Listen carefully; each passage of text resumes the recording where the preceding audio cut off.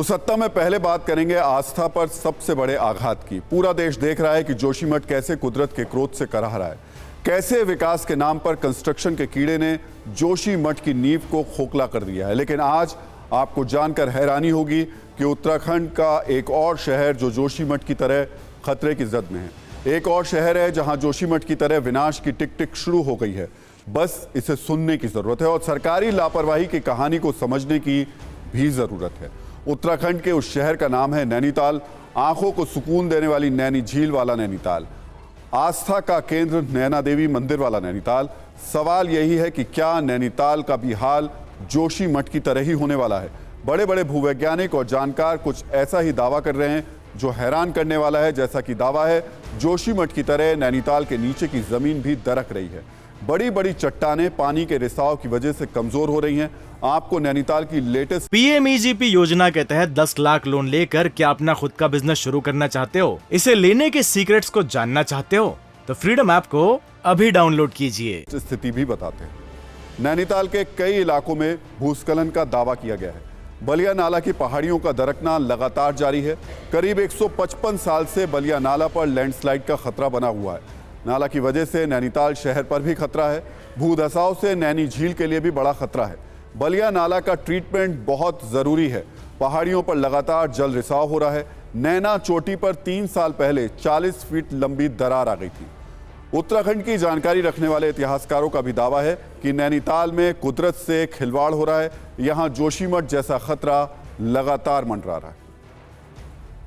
नैनीताल में वही स्थिति है जो जोशीमठ में हो रही है। जोशीमठ में ये त्रासदी हो गई, नैनीताल में भी त्रासदी हो सकती है। और 1940 में अंग्रेजी सरकार ने ये भी कह दिया था कि 26 डिग्री से ज़्यादा बड़ा स्लोप अगर होगा, जहाँ 26 डिग्री से ज़्यादा एंगल है, वहाँ पर कोई निर्माण नहीं होगा। लेकिन आज वहाँ पर निर्माण हो रहे हैं।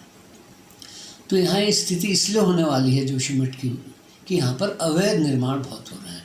और अवैध निर्माण के साथ साथ यहाँ पर वेटलैंड्स में भी कंस्ट्रक्शन हो रहे हैं। और वेटलैंड्स में कंस्ट्रक्शन नहीं होने चाहिए, क्योंकि वेटलैंड जो हैं वो बरसाती पानी जो बहुत ज़्यादा हो जाता है उसको वो एब्जॉर्ब कर लेते हैं। आप ये कह सकते हैं कि नेचर का स्पंज है एक तरह से। उत्तराखंड आपदा प्रबंधन विभाग के सचिव रंजीत सिन्हा भी मानते हैं कि नैनीताल में संकट बड़ा और पुराना है। इसको लेकर सरकार भी एक्टिव है। प्रॉब्लम है, काफ़ी क्रोनिक है। ये अंग्रेज़ों के टाइम से ही ये समस्या चली आ रही है भूतसाव की। तो ये एक अगर उसको नहीं हमने ट्रीट किया तो कल को वो और कटाव होके बड़ा हिस्सा नैनीताल का वो उसकी चपेट में आ सकता है। तो उसकी सपोर्ट, उसको ट्रीट करना अत्यंत आवश्यक है। अभी जब नाला बहता है तो वहाँ से नीचे से टो इरोजन होता है। तो उसके लिए हमने ये व्यवस्था किया है कि जो स्वीकृति मिली है कि सबको कंक्रीट का बनाया जाए ताकि पानी बहे तो उसे टो इरोजन ना हो। इसके अलावा ऊपर से जो डीएम नैनीताल का एक प्रस्ताव था कि हम वहाँ पे अंदर से पानी निकालें ताकि पानी वो स्लोप को ना काटे। उसके लिए हम वहाँ पर एक बोरवेल भी करेंगे ताकि अंदर से हम पानी निकालें और उससे नैनीताल का सप्लाई भी होगा।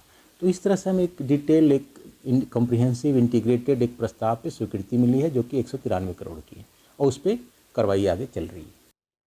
तो एक तरफ जोशीमठ आस्था का केंद्र है, वहीं नैनीताल प्रकृति की गोद में बैठा कुदरती खूबसूरती को समेटे सैलानियों की पसंदीदा जगह है। लेकिन नैनीताल में लगातार खतरे का सायरन बज रहा है। बीच बीच में संकेत मिलते रहते हैं। कुछ रिपोर्ट्स की बात भी करें तो आईआईटी रुड़की की एक रिपोर्ट है जिसके मुताबिक नैनीताल में मॉल रोड के ऊपर पहाड़ियों का डेंजरस पैच है जो 300 मीटर ऊंचा और 165 मीटर लंबा है। ये पैच कहीं ना कहीं जोशीमठ वाले दरार की याद दिला रहा है। हाईकोर्ट की ओर से गठित कमेटी की रिपोर्ट भी दी गई थी जिसमें कहा गया था कि नैनीताल में भूस्खलन के खतरे वाली पहाड़ियों पर ड्रेनेज सिस्टम दुरुस्त होना चाहिए। हाईकोर्ट की ओर से गठित कमेटी की रिपोर्ट में यह भी कहा जा चुका है कि नैनीताल में भूस्खलन के खतरे वाली पहाड़ियों पर बसे लोगों को सुरक्षित जगह भेजा जाए। पीएमईजीपी योजना के तहत 10 लाख लोन लेकर क्या अपना खुद का बिजनेस शुरू करना चाहते हो? इसे लेने के सीक्रेट्स को जानना चाहते हो? तो फ्रीडम ऐप को अभी डाउनलोड कीजिए।